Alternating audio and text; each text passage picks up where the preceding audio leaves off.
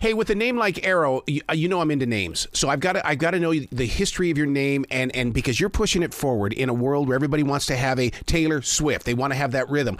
Tell me about your name. Right.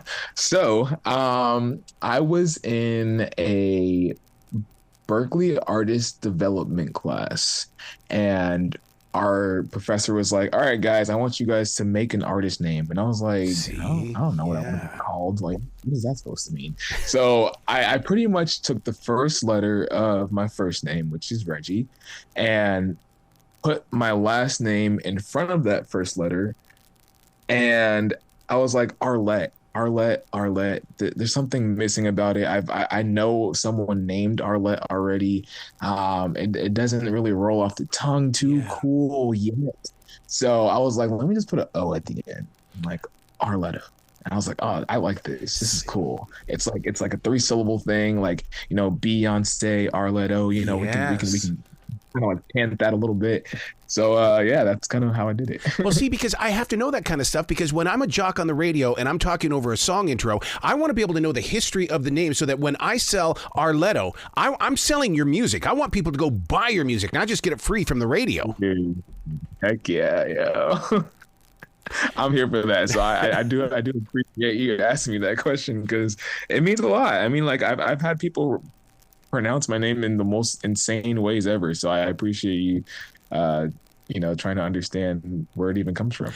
Do you have personality changes when you go back to Reggie? I'm not gonna lie, I kind of do. I do too. So do I. Because when I have to go back to Clarence, I don't like that. I love it. I love it. I love it. It's funny. Yeah, no, I definitely do have some kind of. Yeah, I don't know who that guy is, to be Yeah. honest. But it's fine. It's fine. Combining melodic rap with singing, do you not think that you are a leader right now in the way of reshaping what is modern and now with hip hop as well as soul? Oh, I love that you just said that. Oh my gosh. So that's kind of just been my thing, to be honest. Like I feel like there is no other melodic rapper that is in the pop world that's dominating right Yeah, now. yeah. Like there's really no one else. I mean, we have Jason Derulo, we have Lil Nas X, but there's one thing that the other person doesn't really have. So I'm kind of I do want to create this lane where it's open for me, and I'm sure I'm not the only one who's trying to do this, but I'm on this platform right now that's allowing it to be seen. So I kind of do want to, pave the way in the right way while I can still do it. So that's Yeah. that's kind of where I'm going Yeah, right because now. the rhythm that you're using with your voice, we've gone for the past 10 or 15 years with these drum machines, and it's like to me that's not the sound of my mother's heartbeat. So when I hear the melodic and the rhythm of your voice, it's almost like when you would step into an office and you would hear typewriters. We don't have that anymore, and it's like we're missing that beat in our life, something that's going to help us adjust to our life and keep growing. Yeah. Ooh, dang, that was deep. I like that. I like that. You being a But creative yeah, person, you get deep too. I mean, I try. I mean, but it's also really nice hearing it from someone else too. But I mean, that's kind of like my goal. I never wanted to be like anyone else. Of course, I have my inspirations from different artists and whatnot. But one thing I always wanted is just to have something known that I did. Like Yeah. like I came up with this, and I kind of made this happen for a lot of different people to come. So yeah, this is what's happening. See, I love that when you take ownership like that, because we live in this society where people go, "Oh, it's all about you." Well, yeah, it is. It is, because the art is coming through me. It's not about conceit. It's about how am I going to adjust my life and style to make sure that you get it. Yeah, and I feel like today we have so much like copy and paste. It's like no one's doing anything different. Like, come on. Like, yes, I know that I know that you can't really create anything new music wise. People always say, yeah, it's already been done already. But I think it's how you you take something from a long time ago or even from today and you find out how to make that your own. Like that's new. Like everyone doesn't have the same tone, you know, like we all have different tones and we all have different voices. So, you know, now it's just how you make it your own going forward. Well, look at what you did with the Whitney Houston song, Saving All My Love for You. I played that song over and over again on the radio. When I heard yours, I'm going, damn, I want to play that song on the radio. I want to hear your version today. Thank you, man. I appreciate that. Is it scary to step out there to do that?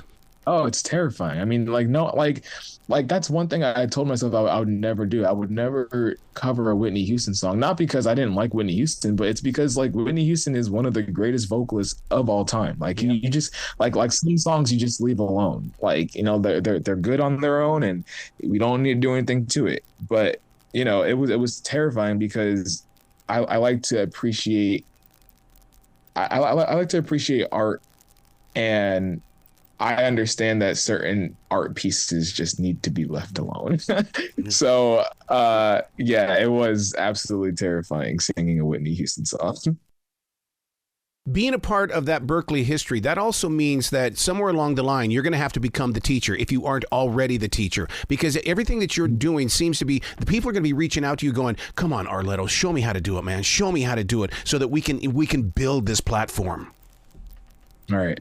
I will say that I learned this over the years, and, you know, you either come from somewhere and then once you leave the place that you come from, and learn what you need to learn, it's always kind of your responsibility to go back to where you came from and give back to everyone else. Yep.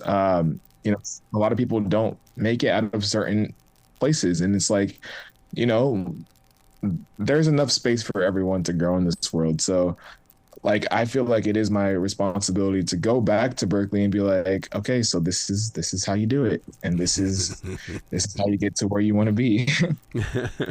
Well, your journey from Orlando to Los Angeles, to me, I envision you just spreading your arms way out and you're going, yeah, both coasts, baby. I'm very grateful. I do have a nice strong community in, you know, the East Coast and then the West Coast and a little bit up north. So I'm very grateful for the people and the friends that I've met along that journey. So how do you stay focused when you've got the band, the choir, the drama, you've got so much going on in your life? Do you live a Google Calendar lifestyle like myself? You know what's crazy? My mom was always like, she was like, you need to start putting things. She was like, do you use your iPhone? I'm like, what do you mean? She's like, do you use the calendar in your iPhone? And, you know, I was like, like a part of me was like no, but like I was like, you're kind of right. I kind of like at this point in my life, I needed to be documenting things. Like I've always been really good with just like memorizing everything. Yeah, and I never really forget anything, but it's coming to that point where I need to start writing things down, because there's just so many things. There's so many things.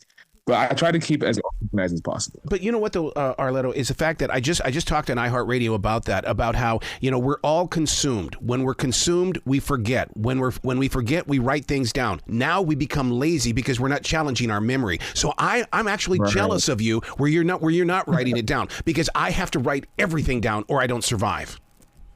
I love that. Well, I mean, but like I'm sure, like, you know, like you have a lot that's going on as well. But I mean, like, I used to be like, okay, so I used to serve at a few different restaurants. Yeah. And I always hated bringing out like a paper and pen, because it felt like I wasn't like listening to, you know, the people telling me what they wanted to order. I was like in like this weird autopilot mode where I was just writing things down. But you know, like when I'm going to these tables or whatever, like they're literally just people talking to you, telling you what they want to order. So, so I would just do my best, as, you know, just to remember everything, like as if like someone was telling me what happened in their day to day, you know, like. But yeah, that's kind of how I guess. You got to come back to the show anytime in the future. The door is always going to be open for you, RLETTO.